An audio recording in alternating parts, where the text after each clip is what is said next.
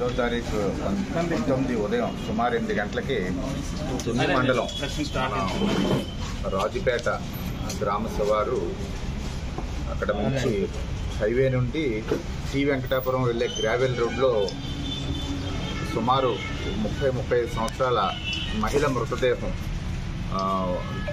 Semi నేకెడ్గా ఉందనేటువంటి information మీద అది మన ప్రెస్ సహోదరుల ముందు గుర్తించి తెలియజేశారు.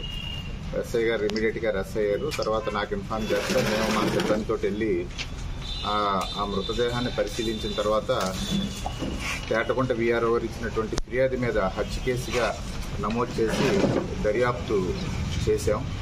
దర్యాప్తులో భాగంగా ఈ కేసు ఉన్నటువంటి సెన్సేషన్ దృష్ట్యా మహిళ ఎవరో గుర్తు తెలియకపోవటం, అదేవిధంగా ఆ మహిళని కొంతవరకు వివస్త్రం చేసి అక్కడ హత్య చేసి పాడేయటం తదితర విషయాలంతా ఉండేటువంటి ఇంపార్టెన్స్ని బట్టి జిల్లా పోలీస్ సూపరింటెండెంట్ గారు Shri S Satish Kumar IPS sir, అదేవిధంగా పెద్దాపురం డిఎస్పీ గారి ఆధ్వర్యంలో తుని రూరల్ సీ అయినటువంటి నేను మరియు మా సర్కిల్ ఎస్ఐస్ నలుగురు, తుని రూరల్, కోటనందూరు, తొన్నంగి, అదేవిధంగా Tuni town SI Vijayababu, Korangi SI Ravikumar వాళ్ళ ఆధ్వర్యంలో 4-5 టీంల కింద ఫామ్ చేసి ముందుగా ఆ మహిళని గుర్తించడం జరిగింది.